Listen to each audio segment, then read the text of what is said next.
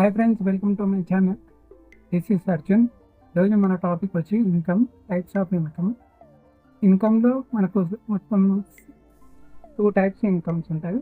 అది first active income, తర్వాత passive income. Passive ఇన్కమ్లో 6 ఉంటాయి. మళ్ళీ దాని గురించి బ్రీఫ్గా ఎక్స్ప్లెయిన్ చేస్తాను. మనకు యాక్టివ్ ఇన్కమ్ అంటే మనం జాబ్ చేస్తే మనకు వచ్చే శాలరీ, మనమే కష్టపడితే వచ్చేదానికి రిటర్న్స్ వచ్చేదాన్ని యాక్టివ్ ఇన్కమ్ అంటారు. ఇది ఒక టైపు. ప్యాసివ్ ఇన్కమ్ అంటే మనం ఏ కష్టం తెలియకుండా, ఇష్టపడకుండా వచ్చే ఆదాయాన్ని ప్యాసివ్ ఇన్కమ్ అంటారు. అంటే ఆటోమేటిక్గా వచ్చే ఆదాయాన్ని ప్యాసివ్ ఇన్కమ్ అంటారు. ప్యాసివ్ ఇన్కమ్లో చాలా టైప్స్ ఉంటాయి, 6 రకాలు ఉంటాయి.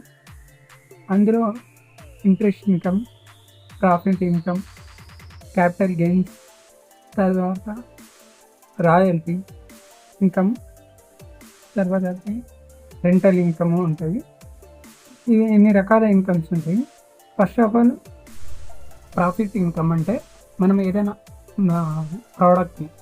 ఒక ప్రోడక్ట్ బైక్ని తక్కువ ధరకు కొనేసి ఎక్కువ ధరకు మనం అమ్మగలిగితే వచ్చే రిటర్న్స్ని లాభాన్ని ప్రాఫిట్ ఇన్కమ్ అంటాము.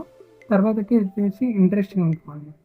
మనం 1,00,000 రూపాయలు ఒక వ్యక్తికి వడ్డీకి ఇస్తాము. వడ్డీ ద్వారా వచ్చే ఆదాయాన్ని ఇంట్రెస్ట్ ఇన్కమ్ అంటారు అన్నమాట. నెలకి ఇంత 1,000 రూపాయలు 2%, 3% రిటర్న్స్ ఎక్స్పెక్ట్ చేసేదాన్ని ఇంట్రెస్ట్ ఇన్కమ్ అంటారు. తర్వాత రెంటల్ ఇన్కమ్ ఉంటుంది. ఈ రెంటల్ ఇన్కమ్ ఎలా అంటే మనకున్న బైక్స్ కానీ కార్స్ కానీ రెంటల్ చేయడం, ర్యాపిడో చేయడం, లేకపోతే ఊబర్ చేయడం, లేకపోతే టెంట్ హౌస్ ఉంటుంది, టెంట్ హౌస్ కానీ డిజిటల్ కెమెరా ఉంటుంది. వీటి నుంచి వచ్చే ఇన్కమ్ని మనం రెంటల్ ఇన్కమ్ రెంటల్కి ఇస్తాం అనమాట. దీన్ని రెంటల్ ఇన్కమ్ అంటారు. తర్వాత క్యాపిటల్ గెయిన్స్ ఉంటుంది. క్యాపిటల్ గెయిన్స్ అంటే ఇప్పుడు మనం ఒక 10 లక్షలు పెట్టి ఒక ప్లేస్ని కొంటాం, ఒక ల్యాండ్ని కొంటాము. కొన్ని సంవత్సరాల తర్వాతకి తిరిగి ఆ రిటర్న్స్ అమ్మేస్తాము ఒక 16 లక్షలు. ఇందులో 6 లక్షల ఆదాయం వస్తుంది. దీన్ని క్యాపిటల్ గెయిన్స్ అంటారు. తర్వాత డివిడెండ్ గెయిన్స్ అంటారు. డివిడెండ్స్ ఇన్కమ్ అనమాట. డివిడెండ్స్ అంటే స్టాక్స్లోను, షేర్స్లోను మనం వాటిని కొనేసి ఎక్కువ ధరకున్నప్పుడు అమ్మేస్తాము. దీన్ని కూడా ప్యాసివ్ ఇన్కమ్ అంటారు.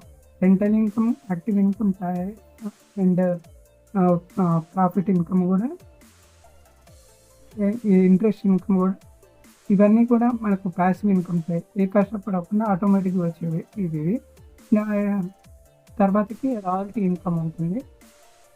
రాయల్టీ ఇన్కంలో మనకు మనము ఒక నాలెడ్జ్ని అమ్మడం, అంటే ఆన్లైన్ ద్వారా క్లాసులు చెప్తాము అన్నమాట. క్లాసులు చెప్తే మనకు వచ్చే ఫీజుని రాయల్టీ లేకపోతే ట్యూషన్ ద్వారా వచ్చే దాన్ని రాయల్టీ ఇన్కమ్ అంటారు. అలాగే యూట్యూబ్ ద్వారా వచ్చే మనీ కూడా రాయల్టీ ఇన్కమ్.